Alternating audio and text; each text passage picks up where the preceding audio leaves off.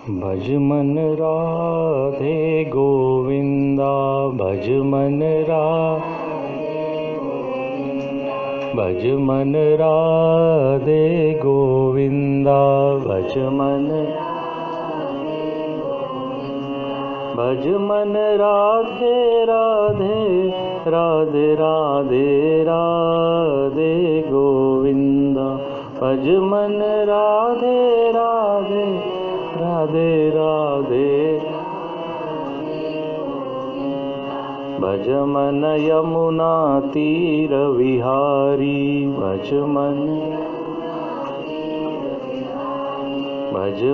यमुना तीर विहारी, भज मन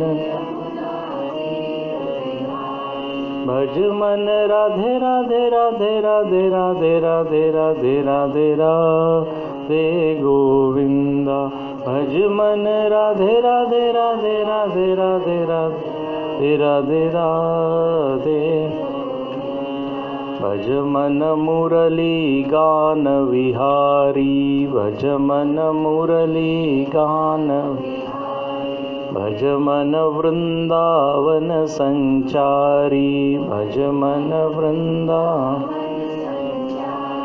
भज मन राधे राधे राधे राधे राधे गोविंदा, भज मन राधे राधे राधे राधे गोविंद, भज मन राधे गोविंदा,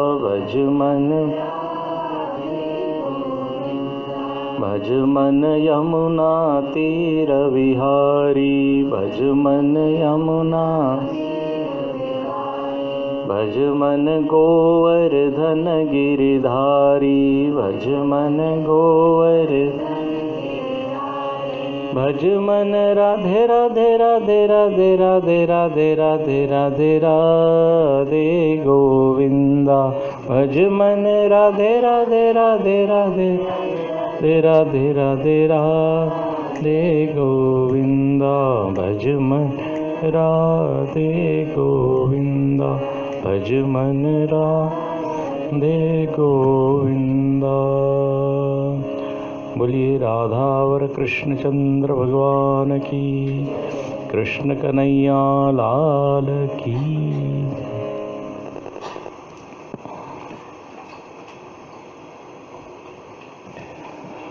ओम श्री गणेशाय नमः, ओम श्री सरस्वत्यै नमः, ओम श्री गुरुभ्यो नमः।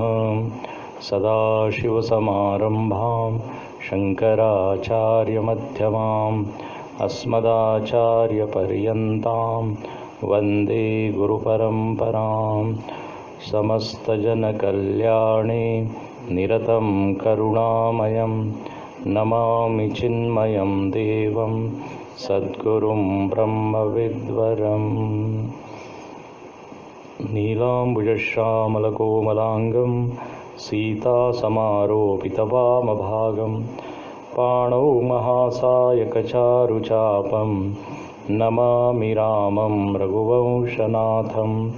अतुलितबलधामं हेमशैलावदेहं धनुजवनकृशानुं ज्ञानिनामग्रगण्यं सकलगुणनिधानं वानराणामधीशं रघुपतिप्रियभक्तं वातजातं नमामि।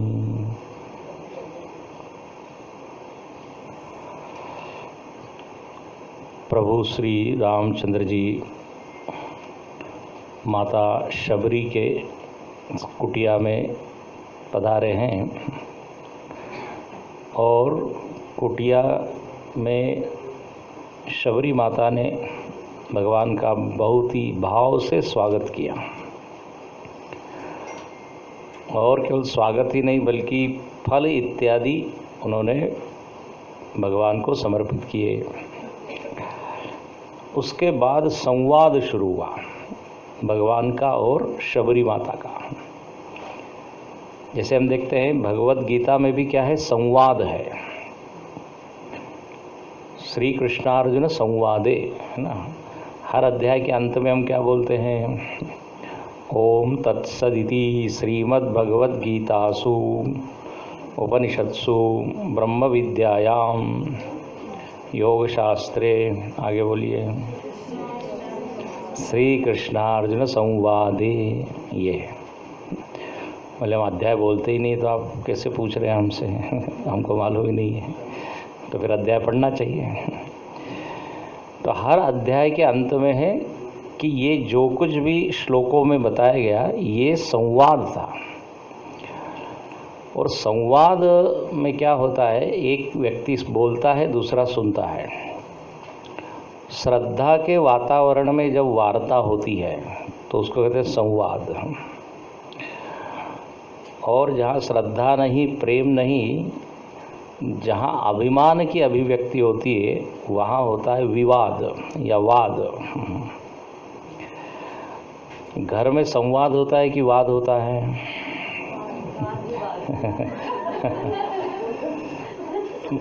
किसी ने कहा हम ये नहीं बताएंगे, समाज में पूरे प्राइवेट है। तो संवाद होना चाहिए। संवाद का परिणाम है ज्ञान और विवाद का परिणाम है सिर दर्द, है कि नहीं? जब विवाद होता है, मैं सही हूँ, मैं बड़ा हूँ, ये सिद्ध करने के लिए विवाद होता है। लेकिन गीता में आप देखते हैं अर्जुन ने समर्पण कर दिया और कहा कि आप जो कहेंगे वो मैं मानूंगा, और कुछ प्रश्न आया तो मैं पूछूंगा। और भगवान ने पूरी स्वतंत्रता दी है उसको, और प्रश्न उत्तर का सिलसिला चल पड़ा और पूरी भगवत गीता प्रकट हो गई है। तो देखो ये है संवाद। यहाँ पर भी शबरी माता और भगवान के बीच में संवाद हुआ। पहले शबरी माता कहती है कि मैं स्तुति करना चाहती हूँ लेकिन स्तुति कर नहीं सकती है क्योंकि मुझको भाषा का ज्ञान नहीं है, अलंकार, छंद, रस, इन सब का ज्ञान नहीं है। अधमते अधम, अधम अति नारी और मतिमंद अगारी। लेकिन भगवान कहते हैं ये सब मैं नहीं देखता, मानहु एक भगति कर नाता। ये बोले मैं तो देख रहा हूँ भक्ति, मैं तुम्हारी जात पात, धर्म, ज्ञान, गुण ये सब नहीं देख रहा हूँ। मैं देख रहा हूँ कि तुम मेरे से निश्चल प्रेम करते हो। प्रेम में भी ऐसा होना चाहिए, निस्वार्थ प्रेम, अहेतुकी प्रेम, अकारण प्रेम। जो केवल प्रेम के लिए प्रेम हो वो असली प्रेम। एक ने पूछा कि प्रेम का मतलब क्या होता है? तो उसने बड़ा अच्छा उत्तर दिया। बोले जहाँ मतलब होता है वहाँ प्रेम नहीं होता। देखो कैसा उसने शब्दों को घुमाया। मतलब जहाँ पर कुछ हमको बदले में अपेक्षा है, हम प्रेम करेंगे तो आपकी ओर से ये होगा, बोले ये प्रेम नहीं है, ये तो व्यापार है। स्वामी जी हमारे अच्छा कहते हैं, बोले ये प्यार नहीं व्यापार है, जहाँ लेन देन है। अब भगवान के पास गए और भगवान को हमने एक नारियल चढ़ाया और कहा कि हमारा प्रमोशन कर दो। तो अब ये भक्ति, हालांकि भगवान इसको भक्ति मानते हैं, भगवान अर्थार्थी भक्त कह देते हैं। बोले चलिए at least he has come to me. ये भगवान की उदारता है कि उसको भक्त मान लेते हैं वो, लेकिन वो भक्ति नहीं है। अब इसमें क्या हो रहा है कि हम प्रेम तो कर रहे हैं अपने जॉब से, भगवान को बीच में माध्यम बनाया है। अब एक अच्छा शब्द नहीं है, बोलना चाहिए कि नहीं मालूम नहीं, दलाल बोलते ना, जैसे कोई बीच का काम। तो भगवान को बीच में इतना हम दे रहे हैं, प्लीज़ ज़रा देख लेना। गुरुदेव कहते थे bribe, you are bribe, giving bribe to भगवान। तो असली भक्ति ये है जिसमें हेतु नहीं है, कारण नहीं है। गुरुदेव कहा करते थे, एक होता है, अंग्रेजी में उन्होंने कहा इन स्पाइट ऑफ और बिकॉज ऑफ, ये उनका बड़ा प्रसिद्ध है। बोले यदि हम भगवान से प्रेम कर रहे हैं बिकॉज ऑफ, तो वो थोड़ी सामान्य भक्ति है। बिकॉज ऑफ मेरे को ये मिलेगा, ये करना है इसलिए। लेकिन in spite of all the problem, दुख, मैं यदि भगवान से प्रेम कर रहा हूँ तो वो असली प्रेम है। अब बड़े बड़े संतों का जीवन आप देखिए, ऐसा नहीं हुआ कि उन्होंने भक्ति की और उनकी सारी परिस्थितियाँ ठीक हो गई, ऐसा नहीं है। परिस्थिति प्रतिकूल बनी रही लेकिन उन्होंने भगवान को नहीं छोड़ा। तो यही तो असलियत है ना प्रेम की है। तो यहाँ पर भगवान कहते हैं कि तुम्हारे भीतर प्रेम है, तुमने इतने देर इंतज़ार किया, इतने वर्षों तक, मैं अभिभूत हूँ, मैं प्रभावित हूँ। ऐसे भक्त बहुत कम मिलते हैं। गुरुजी अच्छा कहते हैं, बोले हम लोगों की भक्ति जो है ना वो भागती है, भगती भागती। थोड़ी इच्छा पूरी नहीं हुई, जल्दी चीज़ मिली नहीं, तो पेशेंस, वी लूज और पेशेंस। कल इसलिए हमने आपको बताया, शबरी माता के पास 4-5 चीज़ें हैं। सेवा है, प्रतीक्षा है, बताया था ना, तितिक्षा है, मुमुक्षा है, समर्पण है। तो भगवान प्रसन्न हो गए और भगवान कहते हैं अब चलो मैं भक्ति की बात सुनाता हूँ। और याद रखना, ये शबरी के लिए कम है, हमारे लिए ज़्यादा है। शबरी तो already she is living that devotion. Shabari के निमित्त से हम लोगों को भगवान ने बताया है। जैसे भगवत गीता के बारे में भी कहा गया, अर्जुन को निमित्त बनाया और भगवान बड़े चालाक हैं, एक कृष्ण बड़े चतुर हैं। जानबूझ के उन्होंने जो रथ है वो भीष्म और द्रोण के सामने खड़ा कर दिया। भीष्म द्रोण प्रमुखता।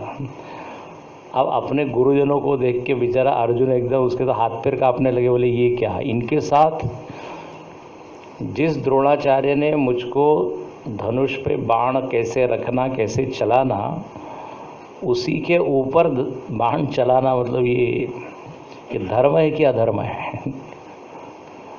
He got confused. अब भगवान यदि वही रथ दुर्योधन के सामने खड़ा करते तो तुरंत शुरू हो जाता अर्जुन। बोले बढ़िया, अब मैं इस क्षण का इंतजार कर रहा था। लेकिन भीष्म और द्रोण के सामने अब वो मोहित हुआ तो भगवान को अवसर मिला ज्ञान बताने के लिए। तो संत लोग का ऐसा भाव है, बोले भगवान की लीला है। तो भगवान ने खड़ा किया, तो जब प्रश्न उसके मन में आए तो पूरी गीता प्रकट हो गई। अब आप कल्पना कीजिए, यदि युद्ध शुरू हो जाता और अर्जुन यदि मोहित ही नहीं होता तो फिर गीता नहीं होती, तो हम गीता ज्ञान यज्ञ भी फिर नहीं कर पाते। प्रवचन नहीं होते हैं। तो हर चीज़ के लिए कोई कारण होता है, निमित्त होता है, उसमें भी भगवान का कोई प्रयोजन होता है। तो यहाँ पर सावधान सुनु धरु मन माही, शबरी माता को कहते हैं कि मैं तुमको 9 प्रकार की भक्ति बताता हूँ और ये 9 प्रकार की भक्ति को तुम धारण करो। धारण करना बहुत इम्पॉर्टेंट है। कितना हमको याद है, कितना हमने लिया है। देखो हमने कितना धन कमाया, इससे ज़्यादा महत्वपूर्ण है ना कितना बचाया। ये तो कमाया खर्च कर दिया, कमाया खर्च कर दिया, तो फिर संकट काल में इसलिए कहते धर्मो रक्षति रक्षिता। जिसने धर्म की रक्षा की, धर्म को बचाया, फिर वो धर्म उसकी रक्षा करता है। Money saved is money earn कहते हैं ना। तो इसी तरह ज्ञान को अपने सिस्टम में पचाना चाहिए, तो वो ज्ञान जो है जब जरूरत पड़ेगी तब उपयोग में आएगा।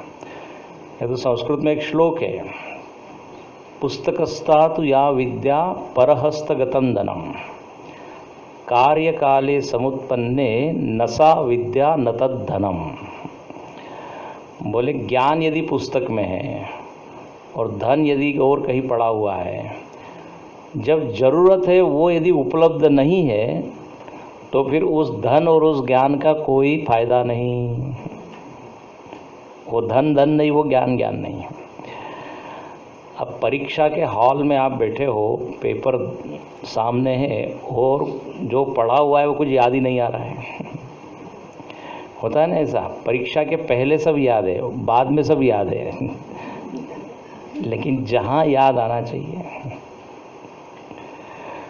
वहाँ बिल्कुल ब्लैंक हो जाते हैं। एक लड़के से पूछा कि ऐसी कौन सी जगह होती है जहाँ बहुत सारे लोग होते हैं लेकिन फिर भी तुम अकेले महसूस करते हो? बोले परीक्षा हॉल।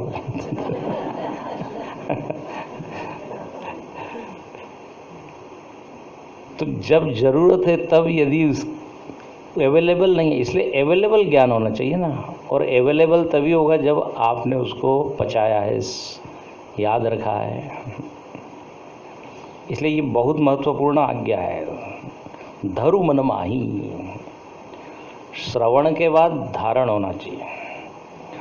अच्छा सुनाइए, 9 प्रकार की कौन सी भक्ति आप सुना रहे हैं? हम सावधान हैं, सावधान होकर सुन रहे हैं, मानो कि शबरी ने कहा।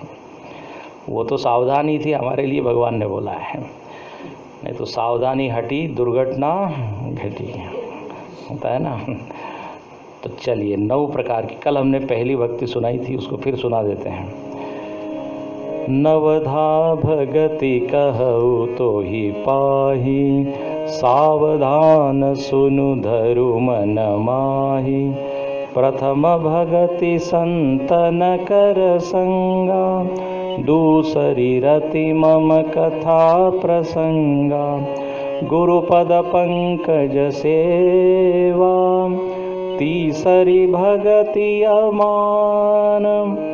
चौथी भगति मम गुण गण, करइत पटत जिगान। सियावर रामचंद्र की जय, पवन सुत हनुमान की जय। उमापति महादेव की जय, बोलो भाई सब संतन की जय। बोले भगवान से यदि प्रेम करना है, भगवान से यदि प्यार बढ़ाना है तो सत्संग में आइए। सत्संग द्वार है, सत्संग वो तरीका है जहाँ भगवान से मुलाकात होती है, जहाँ भगवान की चर्चा होती है। इसलिए प्रथम भगति संतन कर संगा। सत्संग का क्या महत्व है हमने कल देखा था। सत्संग से ये मालूम पड़ता है कि मुझको क्या करना है, मेरे जीवन का प्रयोजन क्या है। कई बार जो है हम लोग जी रहे हैं, मतलब जीते हैं, लेकिन क्यों जी रहे हैं इसका कुछ पता आता नहीं है। अब यदि हमसे पूछा जाए आप क्यों जी रहे हो, क्या प्रयोजन है, क्या उत्तर होगा? बोलो जी रहे हैं, और क्या उसमें क्या है। एक ने कहा कि श्वास चल रही है इसलिए जी रहे हैं, दूसरे ने कहा मरे नहीं है इसलिए जी रहे हैं। नहीं, लेकिन ये आखिर आप क्यों श्वास ले रहे हो, क्यों रोज उठ रहे हो? जीवन एक यात्रा है, हर दिन हम अलग अलग परिस्थिति में से गुजर रहे हैं। तो यदि यात्रा है तो इसका कोई ना कोई डेस्टिनेशन होना चाहिए कि नहीं, लक्ष्य। जीवन कहते ही उसको है जीवती, जिसमें जैसे पठनम किसको कहते हैं? तो बोले पठती, पढ़ने की क्रिया का नाम पठनम, देखने की क्रिया का नाम दर्शनम, ऐसे ही जीने की क्रिया का नाम जीवनम, जीवन, लाइफ। बट ये क्यों जी रहे हैं, ये जीवन क्यों मिला? अच्छा मरने के बाद हम कहाँ जाएंगे? नचिकेता को ये प्रश्न आया था, यमराज के सामने उसने पूछा था, येयम प्रेते विचिकित्सा मनुष्य अस्ति इति च के नायम अस्ति इति च। कुछ लोग कहते हैं कि मृत्यु के बाद सब शून्य हो जाता है, कुछ लोग कहते हैं नहीं नहीं, मृत्यु के बाद भी जीवन होता है। तो अब आप तो, यमराज जी तो मृत्यु के हेड है ना, हेड HOD है मृत्यु विभाग के। तो बोले आप बताइए। तो सत्संग हुआ वहाँ पे। तो सत्संग से अपने जीवन की सारी गुत्थियाँ, उलझने, वो क्या सुलझती है। कई बार ऐसे ऐसे विचार मिल जाते हैं कि बोले हाँ मज़ा आ गया, हाँ, कई दिन से सोच रहा था ये क्या है, तो बोले आज एकदम क्लिक हो गया, समझ में आ गया। अपने स्वरूप को लेके हम परेशान होते कि मैं कौन हूँ, तो बोले सत्संग में ये बात समझ में आती है। और सत्संग में आने पे मालूम पड़ता है कि मैं केवल मनुष्य नहीं, या मेरे अंतःकरण में केवल विकार ही नहीं, वासना या संस्कार ही नहीं, एक अंतर्यामी परमात्मा भी विराजमान है ना। ये सब बातें बाहर कहाँ सब सुनाई देंगी। इसलिए सत्संग करते रहना चाहिए। बहुकाल करिए सत्संगा, बहुत काल तक जब हम सत्संग करते हैं तो तब हो गई संशय सब भंगा, तब सारे संशय क्या हो जाते हैं, समाप्त हो जाते हैं। वहाँ एक शब्द बहुत इम्पोर्टेंट है, बहुकाल। बहुकाल मतलब बहुत, न तो 5 दिन या 4 दिन, ऐसा नहीं कहा बहुकाल। नहीं, किसी ने कहा महाराज आप बोलते रहते हैं कि व्यक्ति को संतोषी होना चाहिए, समाधानी। बोले साल में 1 दिन हम सत्संग कर लेते हैं और समाधान हो जाता है। अरे भाई, सत्संग के लोभी होने चाहिए, लालची होने चाहिए। जिसका लोभ होना चाहिए उसमें बड़े हम संतोषी बन रहे हैं, और जहाँ संतोषी होनी चाहिए वहाँ इतने ग्रीडी है। लुबुद मधुप इव तजई न पासु, राम चरण पंकज मन जासु। भरत जी का वर्णन है। बोले भरत जी लोभी है। अरे बोले लोभी होना तो अच्छा नहीं है, ग्रीडी। अरे बोले लोभ का विषय देखिए, लोभ का विषय रामचरण। जैसे भौरा जो है वो भ्रमर जो होता है फूल को छोड़ता नहीं, रसक ग्रहण करते रहता है। बोले ऐसे ही भगवान के चरण कमल, हाँ फूल हो गया, भगवान का चरण कमल हो गया, और भरत जी का मन हो गया भ्रमर, भौरा, वो छोड़ता नहीं। इसलिए भरत जी 14 वर्ष तक देखो मन को लगाए हुए राम में, भले ही तन से काम कर रहे हैं लेकिन मन है राम में। मुख में हो राम नाम, राम सेवा हाथ में, तू अकेला नाही प्यारे, राम तेरे साथ में। विधि का विधान जान, हानि लाभ सही है, जाहि विधि राखे राम, ताहि विधि रही। ये है तो मुख में राम नाम। तो वो लोभी होना चाहिए सत्संग का, और मिले और मिले। तो सत्संग में यदि हम इस तरह लोभी हो जाए तो देखिए अपने भीतर कब परिवर्तन हो जाएगा मालूम भी नहीं पड़ेगा। अच्छा, दूसरी बात, सत्संग में आने पर जो मन का जो अशांति है, दुख है, डिप्रेशन है, वो सब शांत हो जाता है। हो जाता है कि नहीं? इसलिए आनंदमयी माँ ने कहा ना कि कथा वही है जहाँ पर व्यथा नहीं है। कथा क्या करती है? व्यथा को हटा देती है। वही कथा जो व्यथा को हटाए। संसार की जो कथा है वो व्यथा को और बढ़ा देती है। लोगों की चर्चा आप सुनोगे तो और मन खराब हो जाएगा। इसने ऐसा किया, उसने वो किया। लेकिन सत्संग में हमको विश्राम मिलता है। सुनत श्रवण पाय विश्रामा। और देखो सत्संग में इसीलिए नींद भी आती है, मालूम है? हाँ, क्योंकि मन थोड़ा शांत हो जाता है। और एक संत कहते हैं ठीक है सत्संग में सोइए, वो सात्विक नींद हो जाएगी। भगवान की कथा में नींद क्यों आती है? क्योंकि यहाँ पे कोई डिस्टरबेंस नहीं है। प्रवचन जो है वो लोरी का काम करता है। और एक कारण ये भी है कि मन शांत हो जाता है। मन में परेशानी हो तो सो सकते क्या? बोले नींद नहीं आती, लोग गोलियां खा खा के। तो वो एक संत यही कहते हैं चलिए आइए फिर सत्संग में, फ्री में आपको हम नींद दे रहे हैं। खैर ये तो मजाक की बात हुई, लेकिन मन शांत होता है, ये हमारा पॉइंट है। बुध विश्राम सकल जन रंजिनी, राम कथा कलि कलुष विभंजिनी। गोस्वामी जी ने इतना वर्णन किया है राम कथा के बारे में प्रारंभ में बहुत चुन के उन्होंने शब्द डाला है। बोले ये रामायण के सत्संग में हम आके बैठे हैं तो बुध विश्राम, ध्यान से सुनना, बुद्धिमान लोगों को विश्राम मिलता है। ये शब्द जरा इस पे ऊपर ध्यान में आपका चाहूँगा। बुद्धिमान लोगों को का मन ही शांत होता है।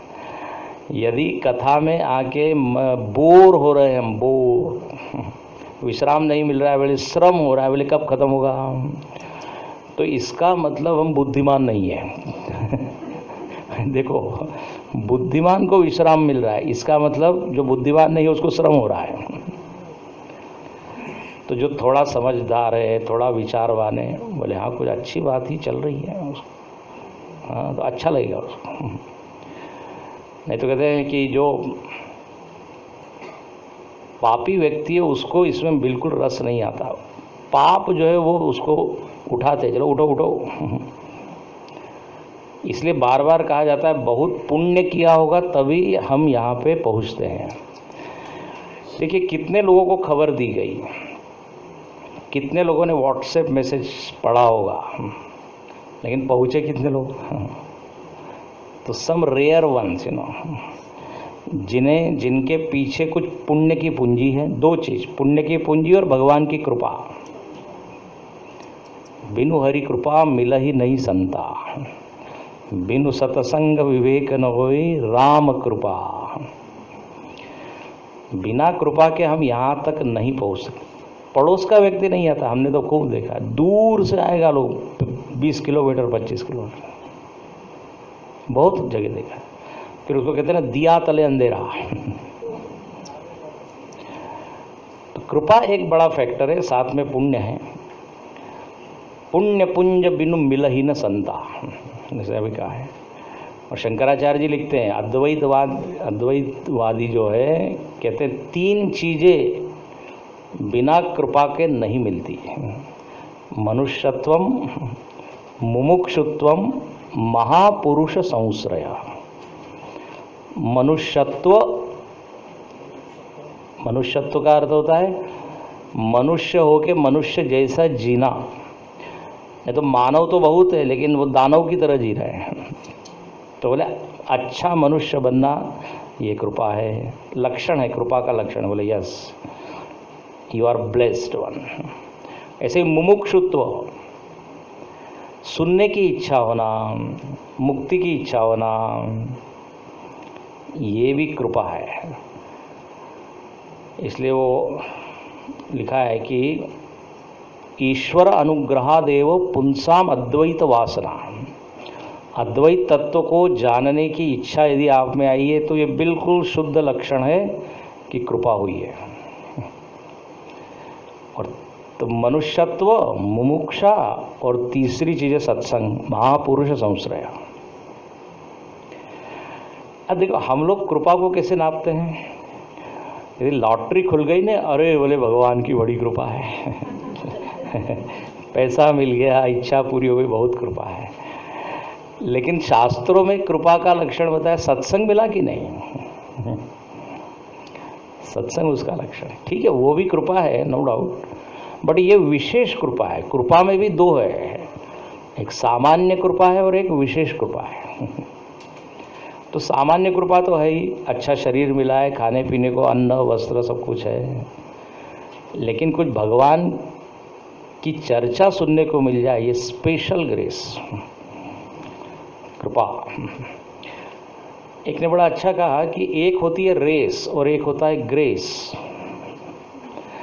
बोले जब आप अकेले दौड़ते हो तो वो है रेस, और जब भगवान आपके साथ होते हैं तो वो है ग्रेस। है ना बढ़िया चीज़। तो हम सब लोगों को अपनी पीठ जो है थपथपानी चाहिए कि भगवान की कृपा हम पर है, मतलब भगवान की नज़र हम पर है कि नहीं? तो ऐसा ये सत्संग कृपा से मिलता है। और उसका परिणाम क्या? तो बोले दुख की निवृत्ति। अच्छा, यहाँ पर ऐसा क्यों होता है कि सत्संग में आने से मन शांत हो जाता है, दुख चला जाता है? उसका कारण यही है कि जितनी दुख उत्पन्न करने वाली वृत्तियाँ हैं वो अभी शांत हो गई है। शायद कल भी मैंने बताया था, ये द्वेष, क्रोध, अभी आपको गुस्सा आ रहा है क्या? बोले कहाँ, ये याद भी नहीं है को, बाहर निकलने के बाद आ सकता है लेकिन अभी नहीं है। इसलिए लिखते हैं कि तात स्वर्ग अपवर्ग सुख करिय तुलाइक अंग, तूलन ताही सकल मिली जो सुख लव सत्संग। बोले एक तराजू लीजिए, तराजू में एक पलड़े में रखिए मोक्ष का सुख, एक पलड़े में रखिए सत्संग के एक क्षण का सुख। तो जो एक क्षण का सुख वाला जो पलड़ा है वो भारी होगा। ऐसा किसने बोला है मालूम है आपको? लंकिनी ने, सुंदरकांड में। लंकिनी जिसको हनुमान जी ने मारा था। मज़ेदार बात है, वहाँ हनुमान जी ने एक मुष्टि का प्रहार किया, उसने खून की उल्टी कर दी और वो लंकिनी एकदम सत्संग की महिमा गाने लगी। बोले क्या बढ़िया सत्संग मिला है। सत्संग क्या मिला? एक मुट्ठी का। हनुमान जी, उसका बड़ा आध्यात्मिक अर्थ है, बहुत ही सुंदर अर्थ है। अर्थ ये है कि सत्संग में जो है ना, अपने सिर के ऊपर बहुत प्रहार होते रहते हैं, ना। हम जो गलत सलत चीज़ करते रहते हैं सत्संग में, महात्मा जी या जो भी आचार्य वो आघात करते रहते हैं। बुद्धि के ऊपर प्रहार होता है। और दूसरी बात, रक्त की उल्टी कर दी उसने, लंकिनी ने। एक पंडित राम किंकर जी थे, रामायण के बहुत बड़े मर्मज्ञ, मानस मर्मज्ञ। वो कहते थे सत्संग में आने पर रक्त निकलना चाहिए। बोले क्या? प्रतीक अर्थ है। रक्त जो है वो राग का प्रतीक है, अटैचमेंट का प्रतीक है, आसक्ति का प्रतीक है। हम कहते हैं ना ब्लड रिलेशन। तो रक्त निकलना चाहिए। और वो बहुत ही अच्छा, देखो शब्दों का कैसा खेल है। उन्होंने कहा जिसके जीवन में से रक्त निकलता है वही विरक्त होता है। तो सत्संग में रक्त निकले मतलब राग, आसक्ति, अटैचमेंट, तभी वो सत्संग सफल। इसलिए शंकराचार्य जी ने भजगोविंदम में क्या लिखा? सत्संगत्वे निसंगत्वम, निसंगत्वे निर्मोहत्वम, निर्मोहत्वे निश्चलतत्वम, निश्चलतत्वे जीवन मुक्ति। भज गोविंदम भज गोविंदम, गोविंदम भज मूढ़मते। बड़ा अच्छा लिखते हैं। बोले सत्संग करोगे तो निस्संग हो जाओगे आप। देखिए प्राय क्या होता है, संग से संग बढ़ता है। आप यदि किसी से जुड़ते हैं तो और अपनी क्या हो जाती है, आसक्ति बढ़ती जाती है। लेकिन ये एक बड़ी मज़ेदार बात है, संत का संग करोगे तो आप असंग होते चले जाओगे।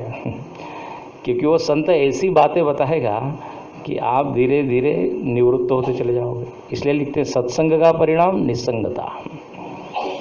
और जितने असंग होंगे उतने निर्मोही होंगे। निर्मोही मतलब जितनी गलत सलत धारणा है वो कम हो जाएगी। जितनी भ्रांतियाँ, जितनी मात्रा में भ्रांति कम होगी उतनी मात्रा में परमात्मा के निकट निकट हम जाएंगे। निश्चल तत्व का निश्चय पक्का होने लगेगा। ये उतनी क्लैरिटी आएगी अबाउट गॉड, अबाउट सेल्फ, होता है कि नहीं?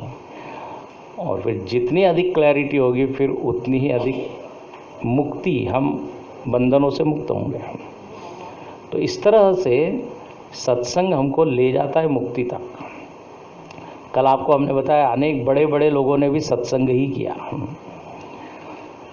तो ये प्रथम भक्ति, ओके, पहली भक्ति। अच्छा, अब क्या हुआ?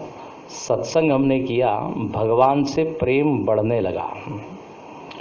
बोले हाँ, भगवान भी प्रेम करने लायक है, ऐसा नहीं है कि ये एक नई डिस्कवरी होती है कि ओ भगवान is also full of happiness, Joy.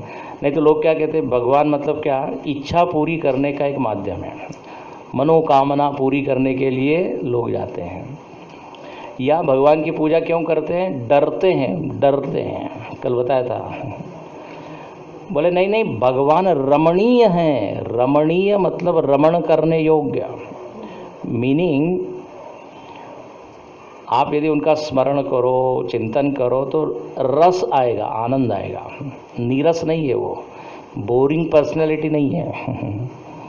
इसलिए तुरंत लिखा है भक्ति की दूसरी स्टेज। थोड़ी भक्ति हमारी बढ़ेगी तो क्या होगा? दूसरी रति मम कथा प्रसंगा। हम लोग को 9 सीढ़ियाँ चढ़ना है, एक सीढ़ी हो गई। कौन सी सीढ़ी थी वो? सत्संग। अब सत्संग में हमने सुना भगवान के बारे में तो अब इंटरेस्ट बढ़ गया। रति हो गई मतलब इंटरेस्ट बढ़ गया।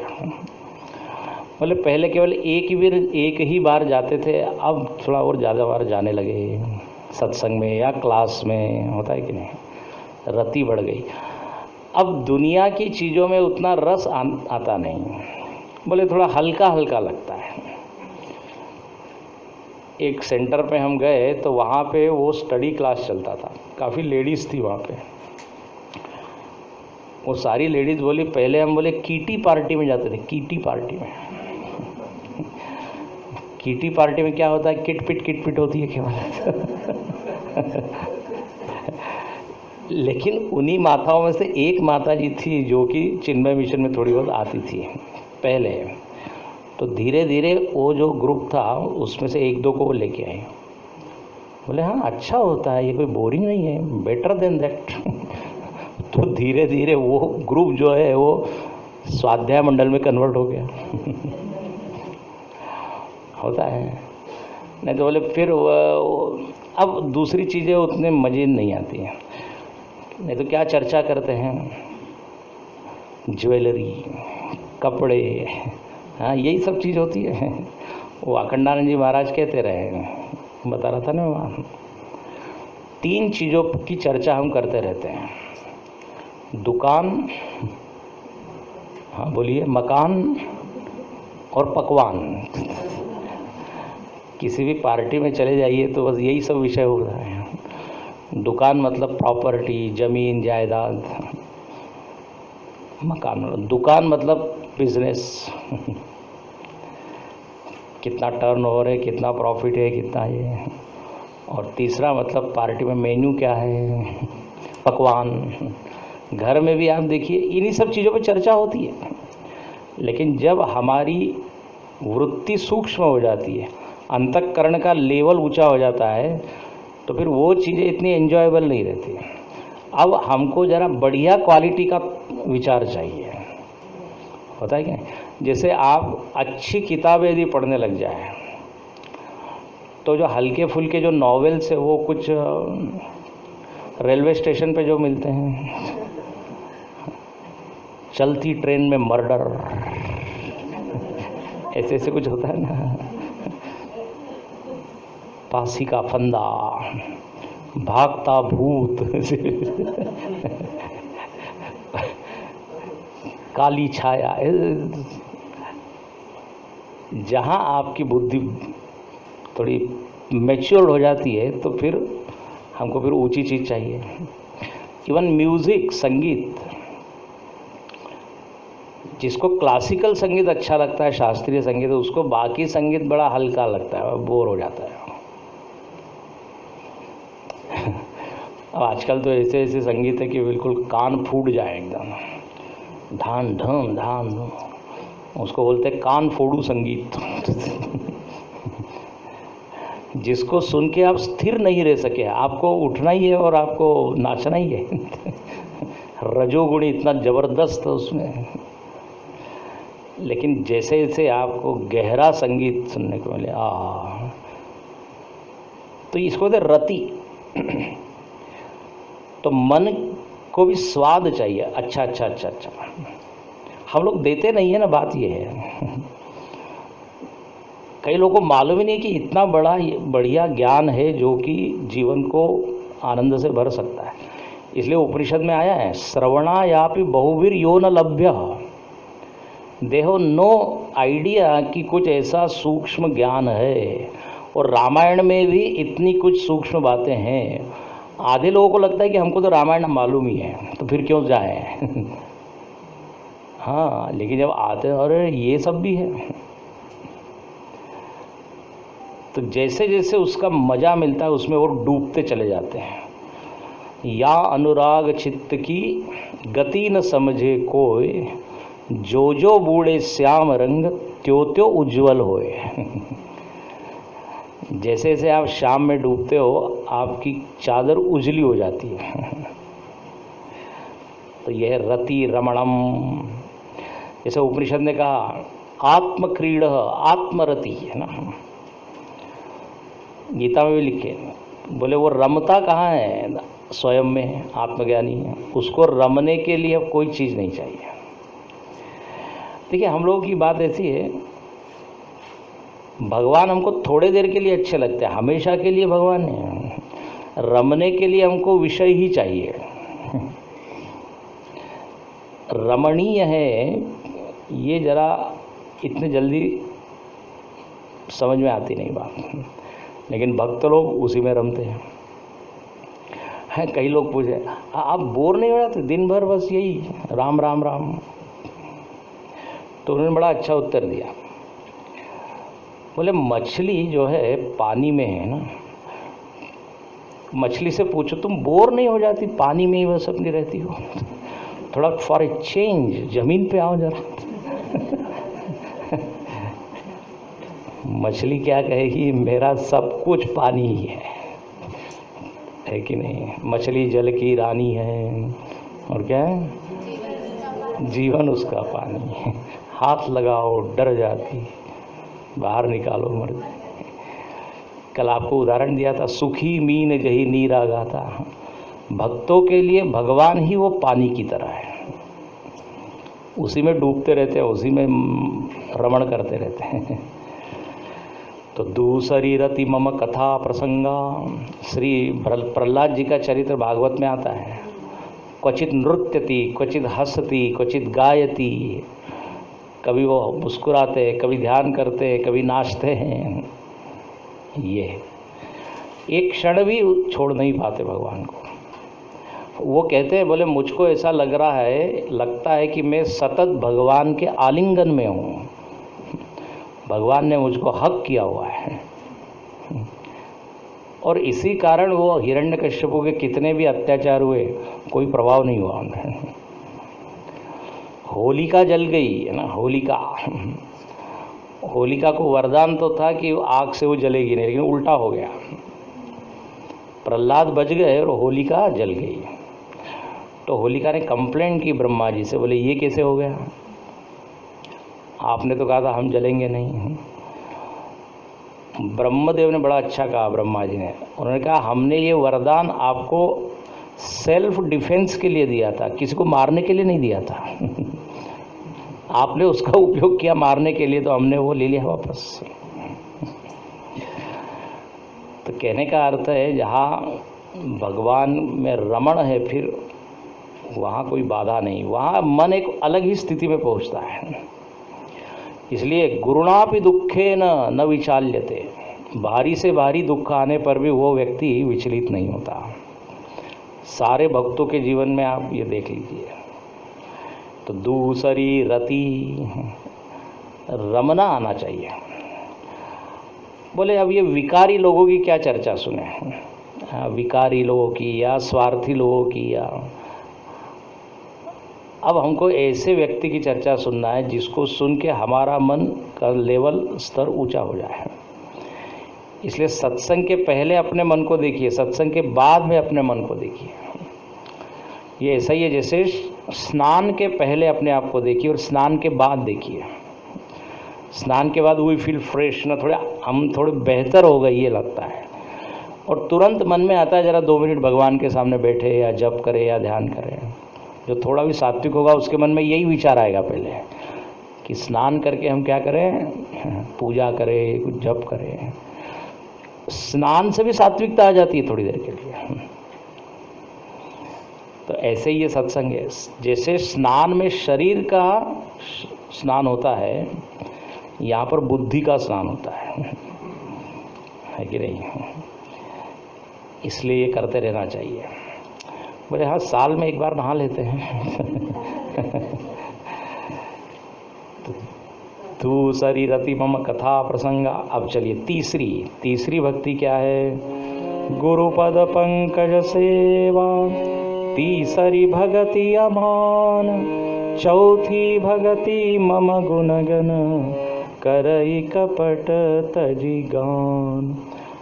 अभी जो हमने दूसरी भक्ति देखी ना, रति, उसके ऊपर एक भजन है, सुना देते हैं आपको। एकदम आपको स्पष्ट हो जाएगा कि ये दूसरी भक्ति का क्या स्तर है। तो इस भजन में उसी का वर्णन है।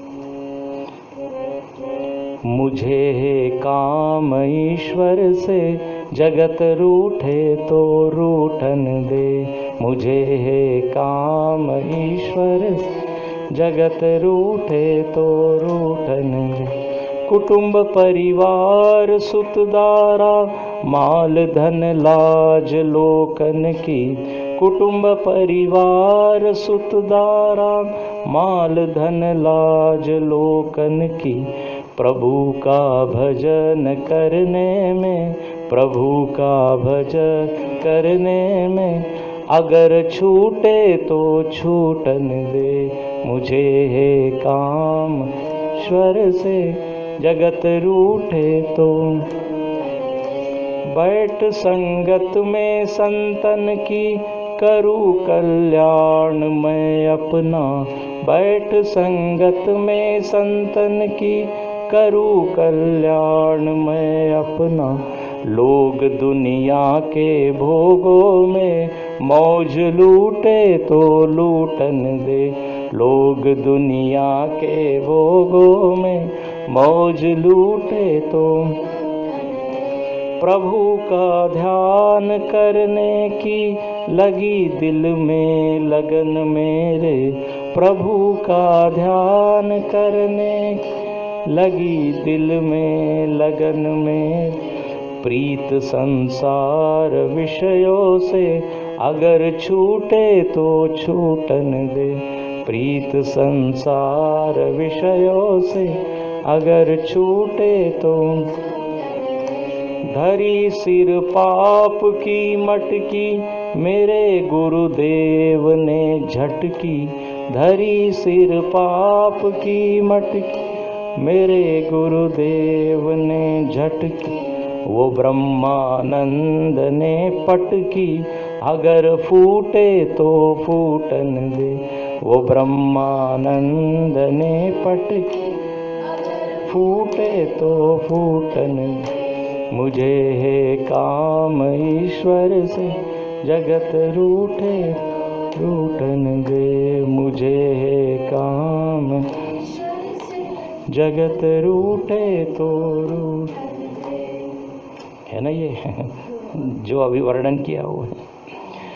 अच्छा, अब हुआ ये कि उसकी रुचि बढ़ते चली गई। अब वो कहता है भक्त कि मुझको कोई एक गुरु चाहिए। देखो, जब तक आपको रुचि नहीं आएगी, गुरु की खोज भी नहीं होगी। अब सत्संग तो उसने किया, इतने सारे संत हैं, ध्यान से सुनिए।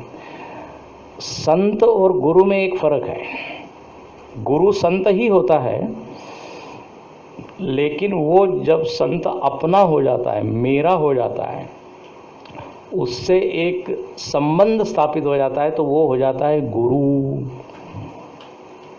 बात पकड़ रहे हैं हम अनेक लोगों का सत्संग करते हैं, ठीक है, करना ही चाहिए, लेकिन उन संतों में एक ऐसा होना चाहिए जिससे हम अपने मन की बात कह सकें और जो हमको गाइडेंस दे सके, मार्गदर्शन कर सके, वो है गुरु।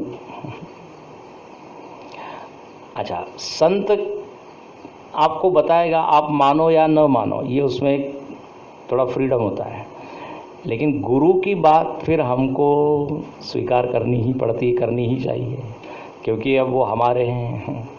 There is no option, there is no choice. गुरु ने कहा है तो फिर करना ही है, और उसमें हम करते हैं, उसमें कोई, बल्कि आनंद से करते हैं और गर्व से कहते हैं गुरु ने कहा है, गुरुदेव ने कहा है, गुरु जी ने कहा है। तो ऐसे जब एक संत से अपना एक रिलेशनशिप एस्टेब्लिश हो जाती है, तो फिर हम अब केवल एक सामान्य व्यक्ति नहीं रहे, हम बन जाते हैं शिष्य। हो गया ना। अब हम में शिष्य भाव आ गया। जैसे भगवत गीता में कृष्ण भगवान है, ठीक है, दूसरे अध्याय में आप देखिए अर्जुन ने अपने आप को समर्पित कर दिया और तब वो क्या बोलता है, शिष्यस्तेहम शादि माम त्वाम प्रपन्नम। बोले अब मैं केवल मित्र नहीं रहा आपका, अब मैं शिष्य भाव को प्राप्त हो गया हूँ, तो अब आप जो बताएंगे वो मैं करूँगा। हालांकि भगवान ने उसको छूट दी थी, यथेच्छसि तथा कुरु, भगवान ने बोला था सारा उपदेश के लिए, लेकिन वो क्या कहता है, नहीं, करिष्ये वचनम तव, नाउ आई नो कि whatever you are saying is right, मैं गलत था। तो जहाँ पूर्ण समर्पण हो जाता है बस हम शिष्य बन गए। शिष्य शब्द में दो अर्थ है, शिक्षा और शासन। जब हम किसी के द्वारा शिक्षा लेने के लिए तैयार हो गए, we are ready to take, तब हम शिष्य हो गए। और दूसरा क्या, शासन। हम अपने आप को गुरु के चरण में सौंप देते हैं और ये कहते हैं कि now you control me, you rule over me. प्राय हमको अच्छा नहीं लगता कोई हमारे ऊपर शासन करे, लेकिन एक गुरु ही एक ऐसा है जिसको हम खुद होके कहते हैं आप जो बोलेंगे वो हम करेंगे। आप हमको डांट सकते हो, शिक्षा दे सकते हो, दंड दे सकते हो। गुरु मतलब क्या, जो वो कहे वो ब्रह्म वाक्य, वेद वाक्य, उसमें इफ एंड बट नहीं होता है ना, यदि, परंतु, किंतु। वो एक ने बड़ा अच्छा कहा कि शिष्य का लक्षण क्या या सेवक का लक्षण क्या। तो बोले एक जगह इंटरव्यू हो रहा था सेवक का, तो वो इंटरव्यू लेने वाले ने पूछा कि तुम्हारा नाम क्या है। तो इसने बोला जो आप नाम बोलो वो मेरा नाम। अच्छा, बोले 5 + 5 कितने होते हैं, कितने होते हैं? ये उत्तर नहीं दिया। उसने कहा आप जितना बोलो उतना होता है। अच्छा, बोले तुम क्या काम करते हो, क्या कर सकते हो? बोले जो आप बोलेंगे वो हम कर सकते हैं। सिलेक्ट हो गया वो। इसको क्या कहते हैं, पूर्ण समर्पण। जैसे समिधा लेके जाते, समिधा की आहुति डाल देते हैं ना अग्नि में, भस्मभूत, तो जो अपना अहंकार पूरी तरह समर्पित कर दे। देखो रावण ने जो है ना, आपको जानते हैं 10 सिर का ये किया था, हवन किया था, एक एक सिर डाला था। लेकिन मज़ेदार बात है, सिर का तो हवन कर दिया, लेकिन सिर में बैठे हुए अभिमान का हवन नहीं किया उसने। इसलिए उस हवन का कोई फायदा नहीं हुआ। हाँ, तो शिष्य मतलब क्या, समर्पित अहम, शून्य अहम। अच्छा, और देखिए शिष्य की आवश्यकता है गुरु, गुरु की आवश्यकता नहीं शिष्य। भक्ति की आवश्यकता भगवान को है कि हमको है? हमको है ना, भगवान तो मजे में है। शिष्य चाहता है कि मुझको सब बात बताइए, मैं कौन हूँ, क्या है। अच्छा, केवल पुस्तक से हमको ये ज्ञान हो नहीं सकता, या केवल अपने विवेक से ज्ञान नहीं हो सकता, बल्कि कई बार उल्टा ज्ञान हो जाता है, विपरीत ज्ञान हो जाता है। शब्द एक होते हैं, उसके अर्थ अलग अलग होते हैं, अलग अलग संदर्भ में। किस संदर्भ में क्या अर्थ लेना है, आपको एक शब्द मालूम है क्या? मालूम होगा कि नहीं मालूम नहीं। अभियुक्त शब्द है, अभियुक्त। अभियुक्त मतलब अपराधी के अर्थ में होता है हिंदी में, अभियुक्त। लेकिन गीता में उसका अर्थ बिल्कुल अलग है। अभियुक्त मतलब भगवान से जो पूरी तरह जुड़ा हुआ है। तो एक ने क्या कहा, बोले गीता में जो लिखा है ना, इसीलिए अपराध बहुत बढ़ रहे हैं। बोले क्या लिखा है भाई गीता में? गीता में भगवान बोलते हैं कि जो अभियुक्त है उनका योगक्षेम मैं वहन करता हूँ। भगवान ने लिखा है योगक्षेम, उसके ऊपर की पंक्ति में अभियुक्त शब्द आता है। हो, बोले अच्छा, अब बताइए अभियुक्त का कहाँ से कहाँ अर्थ ले लिया? तो इसलिए क्या है, बहुत ये पुस्तकें व्यक्ति को नॉवेल की तरह पढ़ने नहीं चाहिए, गीता या उपनिषद। इसलिए कहते हैं श्रुतिम पठ गुरुर्मुखात, आचार्य मुखात, किसी के मुख से श्रवण करें। नहीं तो 2 पेज पढ़ के आप कंफ्यूज हो जाएंगे, क्या लिखा है कुछ समझ में नहीं आ रहा है। कभी बोलते ये करो, कभी बोलते ये करो। अर्जुन खुद कंफ्यूज हुआ है। तो इसलिए क्या है, एक जीवंत गुरु की ज़रूरत है। केवल किताब की बात बनती नहीं। अभी मैं वहाँ पंचकूला में बोल रहा था, एक संत का बड़ा अच्छा वाक्य है, बोले पुस्तक से उस तक आप नहीं पहुँच सकते। पुस्तक से उस तक। एक होता है मस्तक, एक होता है पुस्तक, ठीक है। पुस्तक को मस्तक तक लाने के लिए बीच में एक कड़ी है, वो है सद्गुरु। हमारे गुरुजी बोलते रहे, स्वामी सुबोधानंद जी, कि गुरु के बिना शास्त्र मौन है कि नहीं? मौन है, केवल शब्द है, कुछ समझ में नहीं आएगा। और ज्ञान के बिना गुरु जो है वो एक व्यक्ति है। ज्ञान यदि उस व्यक्ति में नहीं, ज्ञान माइनस कर दीजिए तो क्या है, वो सामान्य व्यक्ति। तो ये दोनों का समावेश होना चाहिए, शास्त्र हो और गुरु हो, तो फिर शिष्य को सारी बात स्पष्टम। इसलिए गुरु पद पंकज सेवा, तीसरी भक्ति है गुरु भक्ति। पहली भक्ति है सत्संग, दूसरी है रति, उसमें और डूबना, और तीसरी है गुरु की सेवा करना। गुरु पद पंकज सेवा। अच्छा देखिए, यहाँ लिखा है गुरु के पास तो पहुँच गए लेकिन बहस कर रहे हैं, सेवा नहीं कर रहे हैं। यहाँ लिखते हैं सेवा से ही फायदा होगा। कहते हैं सेवा करोगे तो मेवा मिलेगा। अच्छा, सेवा की भी ऐसी बात है, हम लोगों को सेवा लेने में मज़ा आती है। 2-4 लोग सेवा करें तो बढ़िया है ना, कोई ये करे वो करे वो करे। लेकिन अध्यात्म में उल्टा का है, जितना आप अधिक सेवा करोगे उतनी आपकी प्रगति होगी। जितने बड़े बड़े संत हुए आप देखिए, पहले सब शिष्य बने हैं, पहले उन्होंने भरपूर सेवा की है। अध्यात्म में के साथ डायरेक्ट प्रमोशन नहीं होता कि सीधे हम गुरु बन जाए। एक व्यक्ति ने पूछा कि गुरु के क्या लक्षण है और शिष्य के क्या लक्षण है, उसके बाद मैं डिसाइड करूंगा मैं गुरु बनूं कि शिष्य। पहले बताइए गुरु किसको कहते हैं, शिष्य, देन आई विल सी। तो उसने बता भी दिए। उसने कहा शिष्य मतलब वो जो भिक्षा मांग के लेके आए, गुरु के कपड़े धोए, फिर क्या घर को साफ करे उनके कुटिया को, जब तक वो भोजन न करे न खाएं। अच्छा, बोले ये तो हो गया शिष्य। गुरु के क्या लक्षण हैं? बोले गुरु मतलब एक जगह बैठे रहे, लोगों को ज्ञान दे, और लोग जो दक्षिणा दे वो रख ले, भिक्षा फल इत्यादि दे वो खाएं। उसने कहा देन तो I will become Guru only. तो ऐसा होता नहीं है, कड़ी परीक्षा से गुजरना पड़ता है। अब अपने गुरुदेव को यदि आप देखिए, स्वामी चिन्मयानंद जी महाराज को, तपोवन जी महाराज के पास रहे, कितनी सेवा की।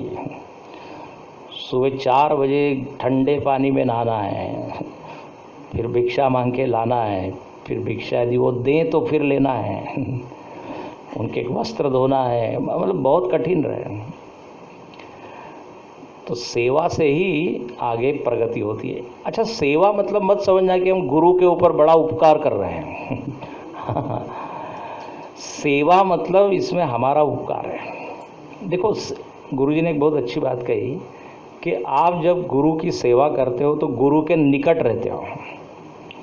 हाँ, और निकट रहने से गुरु की प्रतिक्रियाएं कैसी हो रही है, उनके रिएक्शंस, उनके रिस्पॉन्सेज, लोग आ रहे हैं तो वो कैसे बोलते हैं, कैसे चलते हैं, ये हमको सीखने को मिलता है। और बिना किसी प्रयत्न के वो चीज़ें अपने में भी आ जाती है। बोले गुरुजी ऐसा करे तो हमको भी ऐसा करना चाहिए। तो उन्होंने बहुत अच्छी बात कही कि गुरु ने जो बड़ी तपस्या करके अपने जो जीवन को बनाया, हम देख के वैसा जीवन बना लेते हैं सेवा के कारण। बात समझ आ रही है? तो गुरुदेव कहा कर, गुरुजी कहते थे कि हम गुरुदेव के साथ रहते थे तो मालूम पड़ता है वैराग्य किसको कहते हैं, समता किसको कहते हैं। बोले वो व्यक्ति आए, उन्होंने इतना बोला लेकिन वो कैसे सम बने रहे हैं, तो अब शिष्य में अपने आप ऑटोमेटिकली वो गुण आ जाएगा कि नहीं? जैसा गुरु वैसा शिष्य। अच्छा, दूसरे क्षेत्रों में भी आप देखते हैं, संगीत का क्षेत्र, जैसा वो उनका गुरु गाता है वैसे ही वो भी गाता है। लोग उसके गाने को देख के पहचान लेते हैं कि इसका ये घराना है या इसका ये गुरु है।